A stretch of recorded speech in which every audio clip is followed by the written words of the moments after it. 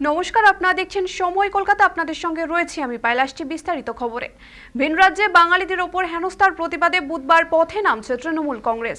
কেন্দ্র ও বিজেপি শাসিত রাজ্যগুলির নীরবতা বিরোধিতা করে সরাসরি মাঠে নামছেন মুখ্যমন্ত্রী মমতা বন্দ্যোপাধ্যায়। বেলা 1টা নাগাদ কলেজ স্কোয়ার থেকে ডরিনা ক্রসিং পর্যন্ত মিছিল হবে, যার নেতৃত্ব দেবেন মমতা বন্দ্যোপাধ্যায়। আর এই মুহূর্তে আমাদের সঙ্গে রয়েছে আমাদের প্রতিনিধি সৌভিক। সৌভিক, এই মিছিল কতটা কার্যকারী হবে বলে মনে করছো?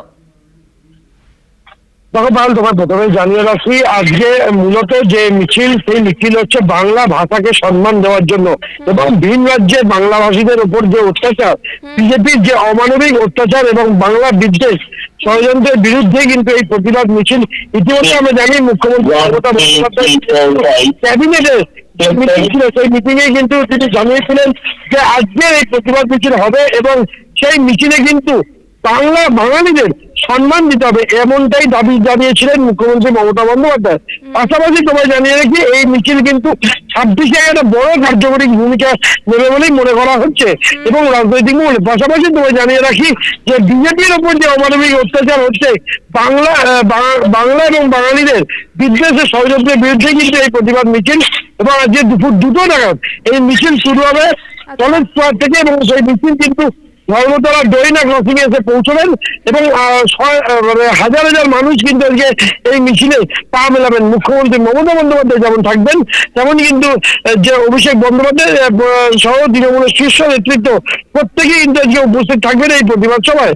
এবং পাশাপাশি তোমায় জানিয়ে রাখি যে এই মিছিল কিন্তু একটা বড় কার্যকর ভূমিকা নেবে এবং 26-এর ভোটের আগে কিন্তু 1 বছর মতো বাকি আছে, তারপরে কিন্তু আগামী বছরে কিন্তু 26-এর নির্বাচন, বিধানসভা নির্বাচন এবং সেই বিধানসভা নির্বাচনকে কার্যকরী ভূমিকা নেওয়ার জন্য কিন্তু এই প্রতিবাদ সভা বলে মনে করা হচ্ছে রাজনৈতিক মহলে। সৌভিক, এটাই আমার আর একটা প্রশ্ন, যেটা যে এই 26-এর ভোটকে পাখির চোখ করেই কি ভোট ব্যাংক বাড়ানোর নয়া কৌশল এই মিছিল, কি বলবে সৌভিক?